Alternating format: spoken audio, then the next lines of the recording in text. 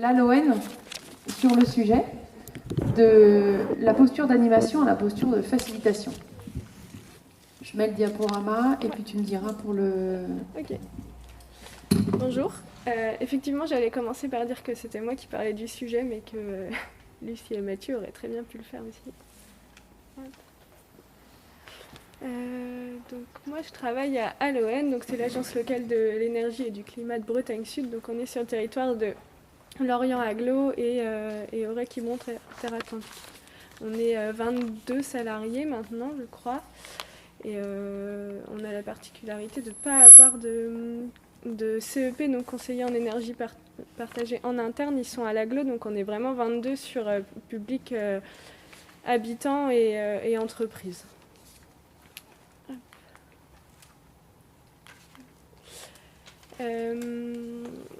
Alors nous, on a opéré un changement de posture, on est passé vraiment d'animation à facilitation, et le point de départ, ça a été le projet Solène, donc je vais juste le représenter rapidement, l'idée c'est pas de tout le détailler.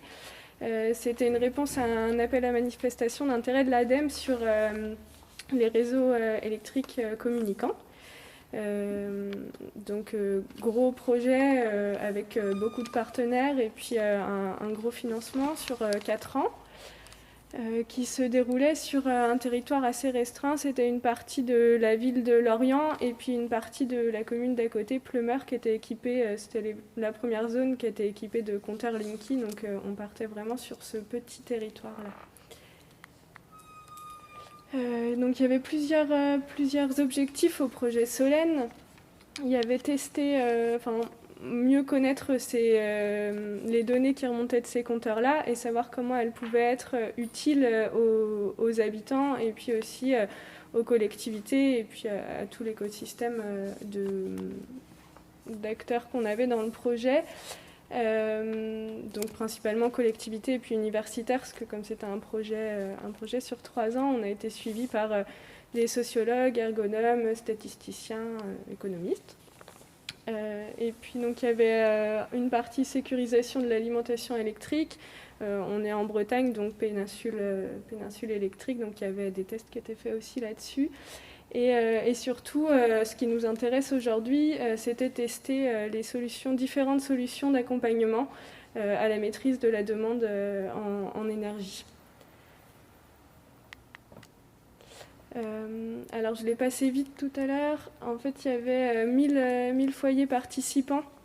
Donc on a été chercher des foyers volontaires sur cette zone restreinte de Lorient et Pleumeur.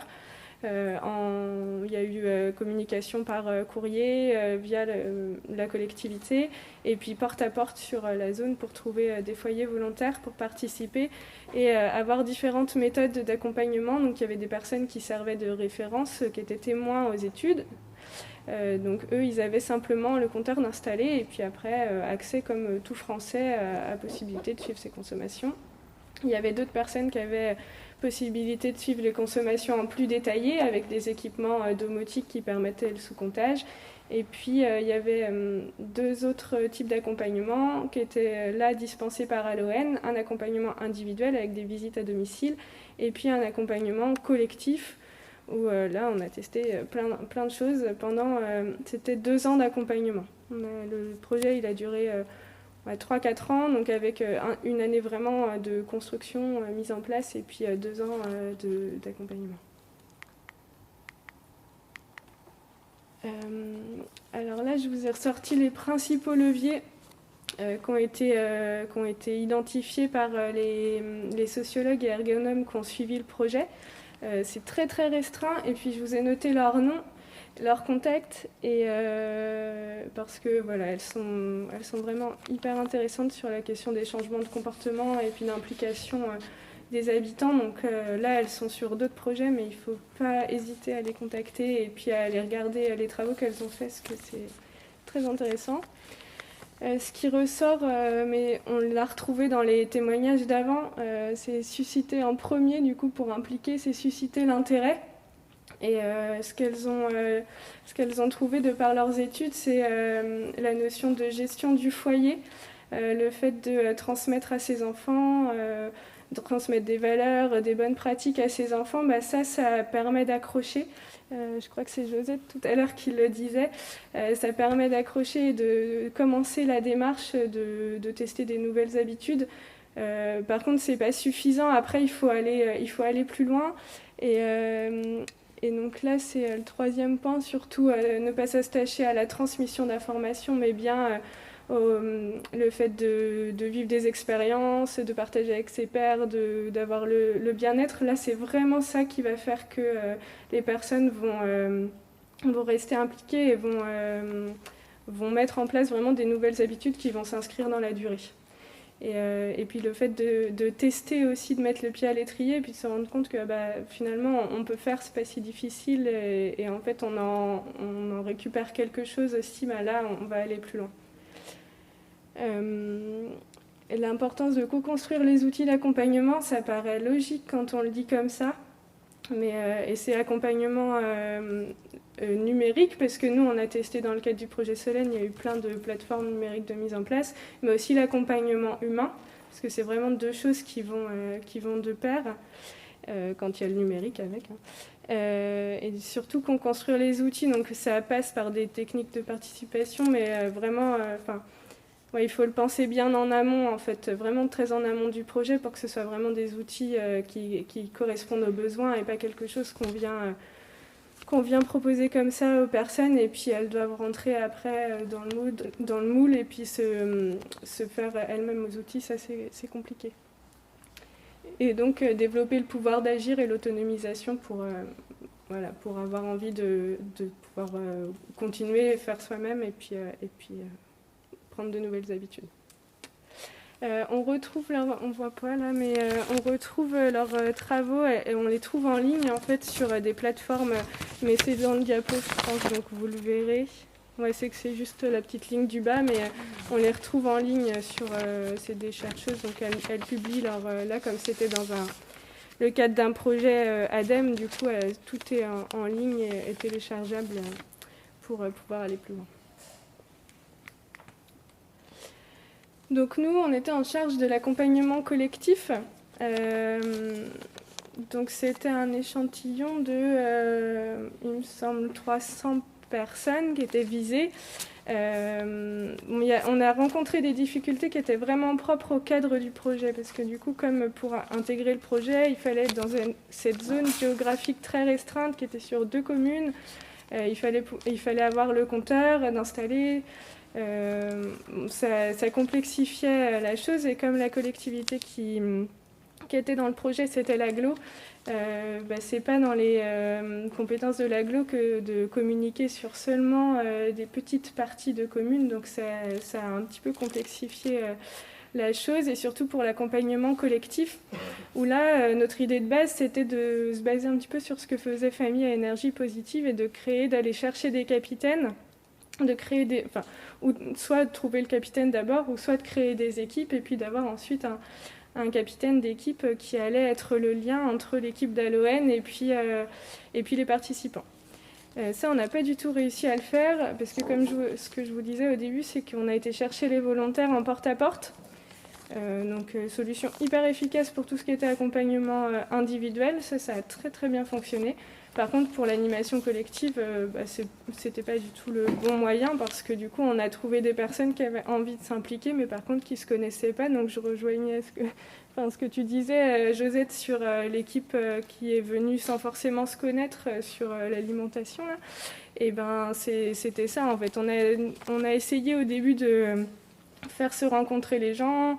On avait trouvé des capitaines qui avaient envie, mais du coup, il fallait ensuite qu'ils soient capitaines d'une équipe, de gens que eux connaissaient pas, de gens qui ne se connaissaient pas non plus. Donc on a essayé, puis finalement, on n'a pas réussi. Donc on a un petit peu on a complètement changé notre fusil d'épaule. Et puis on s'est mis à faire des ateliers thématiques une fois par mois, où on invitait les participants à venir sur toutes les thématiques de l'énergie. Donc on était vraiment centré sur l'énergie au début du projet. Et une fois par mois, on creusait un thème. l'éclairage, les consos d'eau, le chauffage, l'isolation. Voilà, on les a tous passés comme ça. On essayait tout le temps de faire des choses un peu participatives et sympas, mais bon, au fur et à mesure, c'était quand même un projet qui durait 2 ans. Donc, du coup, au fur et à mesure, les participations aux ateliers, elles se sont un petit peu étiolées.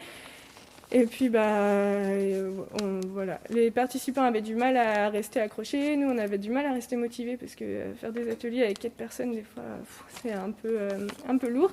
Donc, on s'est vraiment posé. On avait la chance d'être dans un projet qui durait quand même un temps assez long, où on avait du budget, du temps de travail de financer. Donc, du coup, on pouvait aussi prendre vraiment le temps de se poser puis de se dire, bon, alors, c'est quoi l'objectif, vers où on veut aller, et puis qu'est-ce qu'on fait pour y arriver. Donc, du coup, on s'est formé. Aux conversations carbone. On a découvert ça à un atelier des assises. C'est une collègue qui est revenue en nous disant c'est une méthode révolutionnaire, il faut vraiment qu'on soit formé à ça. Donc du coup, on s'est formé. On a aussi été accompagné pour une autre formation par Colporter, qui est une structure bretonne, sur l'approche collaborative, et puis on a testé d'autres outils, je vous en parlerai tout à l'heure. Je vais vous passer une petite vidéo et puis après je reviendrai sur ce qu'on a mis en place par la suite.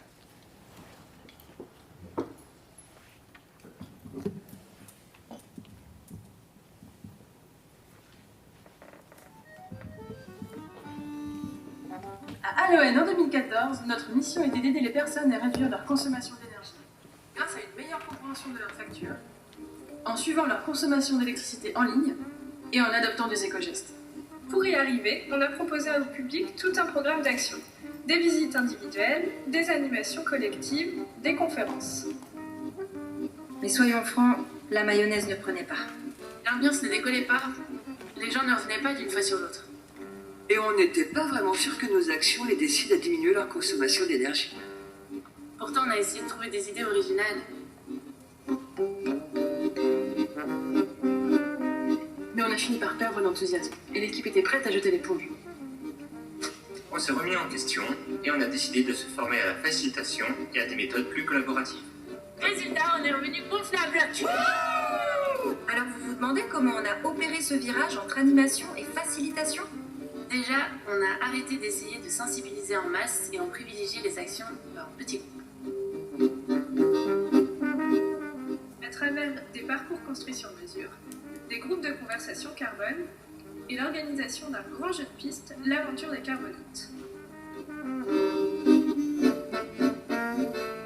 Parce que faciliter, c'est faire avec les gens et non pas pour les gens. Pas de solution clé en main, on adapte nos contenus aux besoins des participants. Des moments individuels, à deux ou en groupe pour enrichir la réflexion et la confiance. On invite régulièrement le groupe à nous faire des retours sur comment ils se sentent et de quoi ils ont besoin pour aller plus loin. Et pour ça, on fixe le cadre avec le groupe en fixant les règles ensemble. On accorde une large place à l'échange horizontal plutôt qu'aux informations descendantes. Par exemple, on se positionne au même niveau que les participants et non pas debout devant un groupe assis. On écoute plus qu'on parle et on valorise l'expérience des participants. Car chacun peut être expert de son domaine et apporter quelque chose au groupe. On organise des pique-niques et des auberges espagnoles où chacun ramène à manger pendant la séance. On célèbre le chemin parcouru ensemble. Parce que faciliter, c'est rendre les activités plus ludiques et participatives.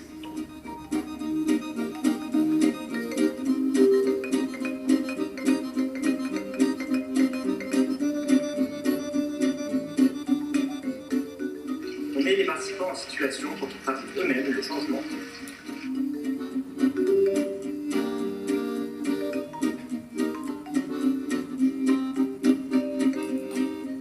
On soigne l'art du récit en bannissant le jargon technique au profit de mots et d'images qui font rêver.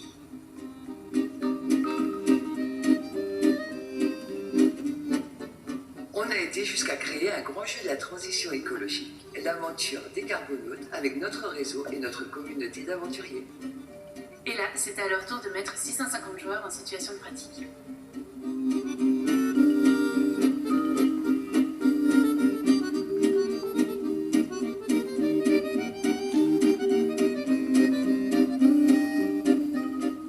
Grâce à ces nouvelles méthodes de facilitation, ce sont plus de 100 personnes qui se sont impliquées avec nous. Pas seulement dans les économies d'énergie, mais dans la transition en général. Tout seul, on va plus vite, ensemble, on va plus loin.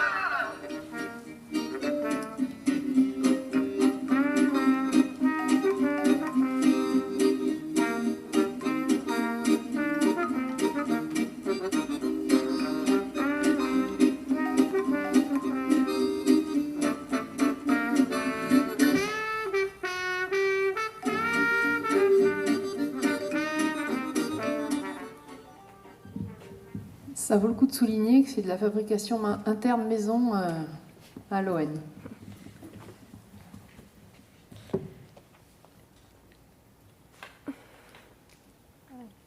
Ça va être un peu dur de reprendre après, mais donc du coup on a changé complètement on a complètement changé de direction après avoir pris ce temps-là et puis s'être formé. En fait, on s'est dit on peut plus on peut plus se consacrer juste au thème de l'énergie et le présenter comme ça. Ça peut pas marcher en fait.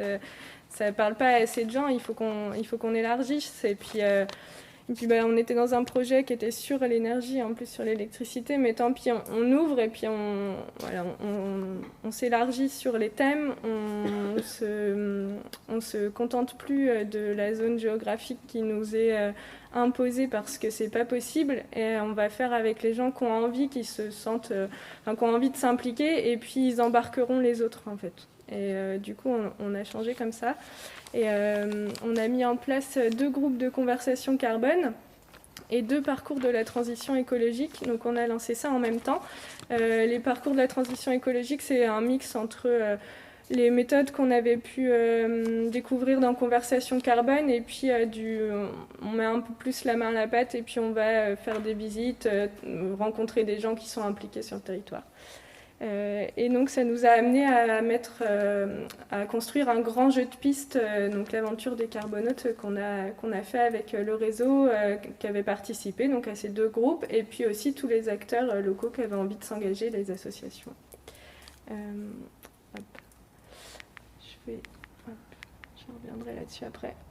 Donc c'est à peu près 80 personnes qui se sont engagées avec nous sur la construction du jeu de piste.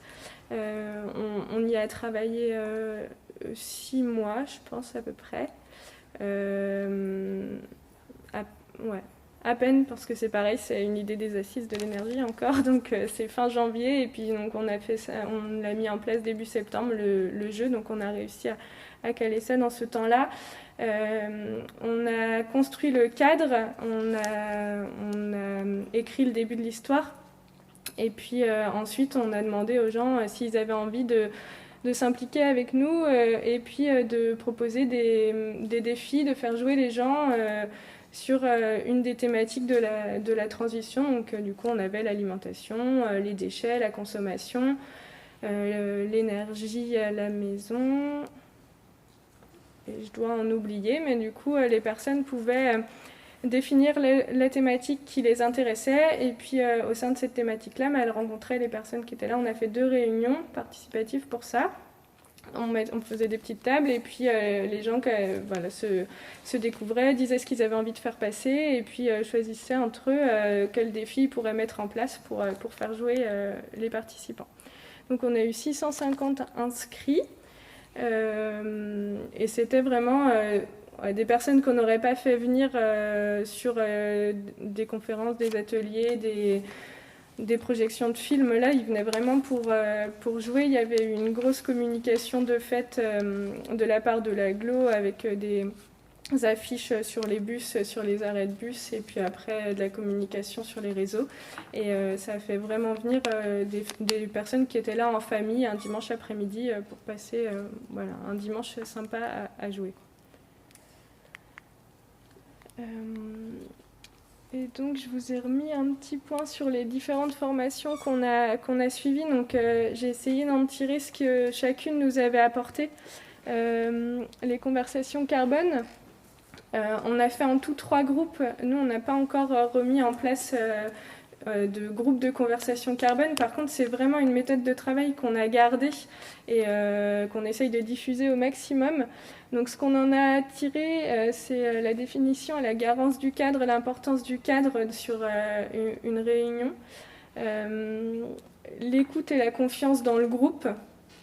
C'est vrai qu'on n'arrive plus du tout avec on vient avec peut-être une ou deux informations clés qu'on a envie de faire passer, mais pas plus, et on sait que le groupe il a tout ce qu'il faut pour avancer lui-même. Et puis l'alternance dans les conversations carbone du travail en binôme, grand groupe, se poser aussi des temps individuels. Donc ça, c'est des choses qu'on garde et qu'on essaye de reproduire. Sur la formation qu'on a suivie avec Cole Porter, c'est vraiment ne pas oublier de bien se questionner sur l'objectif de chaque rencontre avant de travailler le format, le contenu, vraiment où on veut aller avec ce groupe-là et du coup quels moyens on se donne pour aller. Et puis aussi la possibilité de sortir du cadre s'il faut, enfin du cadre d'être innovant en tout cas. Et puis on a un troisième outil où là c'est pas une formation mais c'est un outil qui est à disposition de tous, qui a été mis en place par le réseau Cohérence, c'est l'agenda des transitions. Ça c'est une méthode d'animation qui dure 2 heures et qui vaut pour des groupes une vingtaine à peu près, mais c'est vraiment variable et il y a des choses très intéressantes à faire. Vous pouvez, si vous allez sur le site du réseau Cohérence, vous pouvez trouver toutes les informations sur cette méthode d'accompagnement, et donc ça, on en garde aussi des choses intéressantes, par exemple l'animation du totem, de mettre en lien des personnes qui ont des besoins pour aller plus loin dans leur transition avec des personnes qui ont des choses à offrir, et du coup ça donne des choses super sympas du genre moi je cherche un petit carré de potager parce que j'ai envie de jardiner et je suis en appartement, et puis la personne en face elle a un grand jardin, super, on peut se revoir après et puis jardiner ensemble.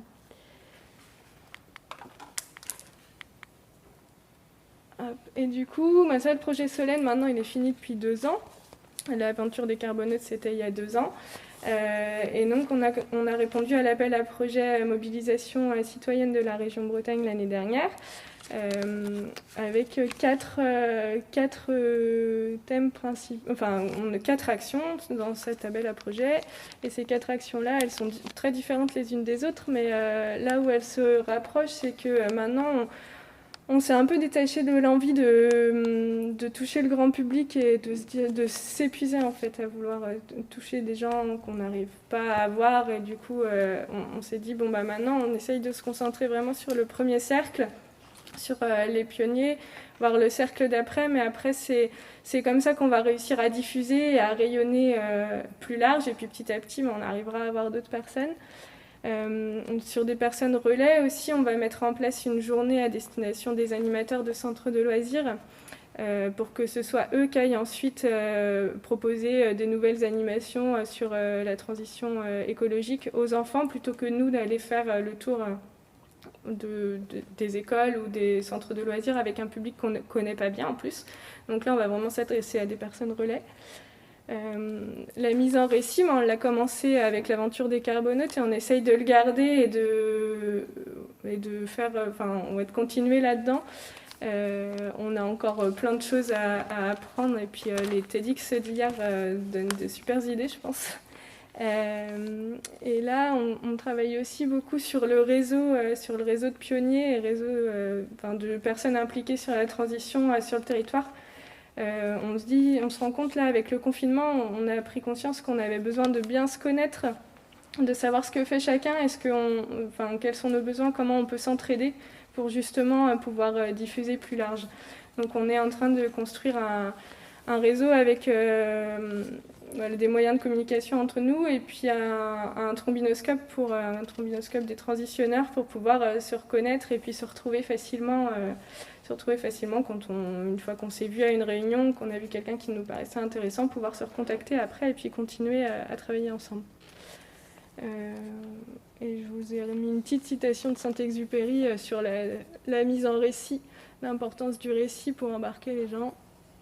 Si tu veux construire un bateau, ne rassemble pas tes hommes et tes femmes pour leur donner des ordres, pour expliquer chaque détail, pour leur dire où trouver chaque chose. Si tu veux construire un bateau, fais naître dans le cœur de tes hommes et femmes le désir de la mer. Donc voilà, petite phrase à garder en tête. Et donc là, c'est les actions qu'on mène en ce moment et qu'on continue, que je viens de vous présenter. Je crois que j'ai fini. Merci, Lynn. Donc un gros cheminement sur la manière de faire et d'opérer. Je pense que ça vient nourrir aussi les dimensions précédentes. Je propose, avant qu'on rentre dans une petite séance de questions-réponses, et puis avant de passer aux interviews en table. J'ai juste oublié, on n'est pas parfait et on a encore plein de questions. Donc là, je vous ai présenté d'où on en était, mais on a des interrogations qui nous lâchent pas. Du coup, comment on évite l'entre-soi? Parce qu'on a beau dire, voilà, maintenant, toucher le grand public, c'est compliqué, donc on va diffuser en faisant tache d'huile, mais bon... comment on ne reste pas enfermé du coup juste entre nous, comment on fait financer ces actions dans la durée aussi, parce qu'on arrive à financer pour faire des expériences sur quelques années, mais comment on finance ça, comment on mesure la diffusion aussi, parce que quand on dit on va faire tache d'huile, bah après il faut pouvoir prouver ce qu'on a fait et puis essayer d'avoir des retours, quoi, quel a été l'impact, donc ça c'est pas évident. Et puis là, comme on est sur le réseau, le travail avec le réseau, on a aussi des questions sur le temps bénévole, parce que nous, on a du temps de travail financé pour ça, mais on s'appuie aussi énormément sur les réseaux d'acteurs locaux qui sont eux bénévoles. Voilà. C'est un super teaser, parce que cet après-midi, si vous avez envie de creuser ces questions-là, on remet le couvert ici, mais plutôt en mode co-construction. Donc voilà, j'imagine qu'il y a aussi beaucoup de choses, d'autres ateliers auxquels vous voulez participer. Mais sinon, discutez-en avec d'autres à midi, donnez-leur envie de venir. On passe en mode co-construction cet après-midi pour justement creuser ces sujets-là qui préoccupent. Merci Adeline.